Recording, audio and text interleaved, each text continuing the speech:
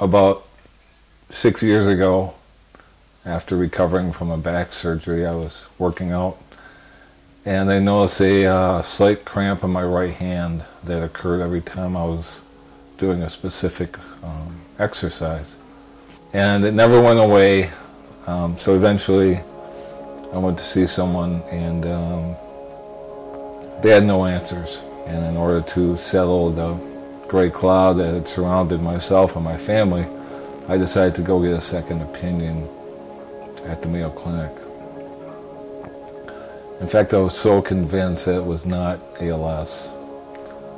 I went by myself, and I have 4 children and a wife who works, and even though she wanted to come with, I said, no, I'm just going to go and get this taken care of, and then we can continue moving on in our life the way we thought we had it planned out.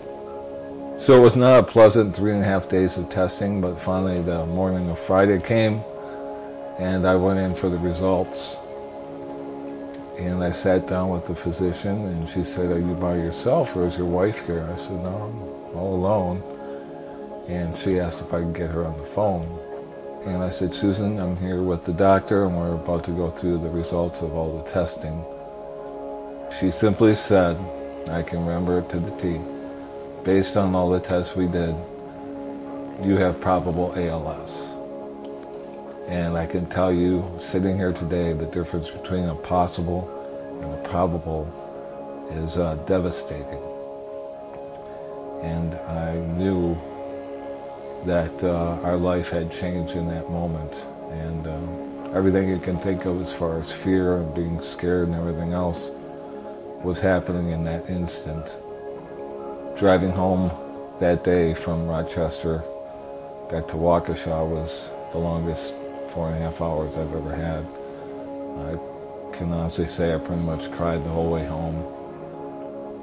We sat together and knew at that moment that our future had changed, and we had to prepare the new normal of a family dealing with the enormity of ALS.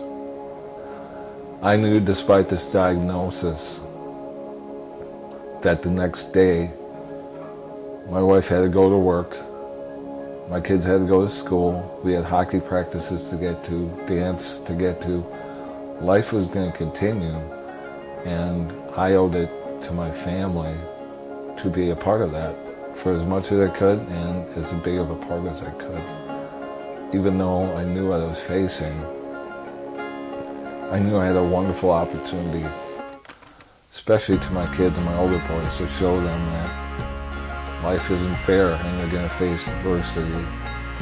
And I was going to show them how I was going to face this adversity. And my hope was it was going to be a lesson for the rest of their life. I'm a person with ALS, and someone who doesn't have it has no better odds of waking up tomorrow than I do. Because I know that the future is going to get different, it's going to get harder for everyone.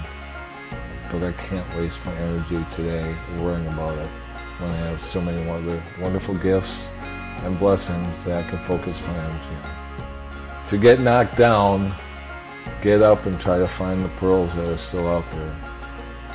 They're there no matter what you're facing. I truly believe that.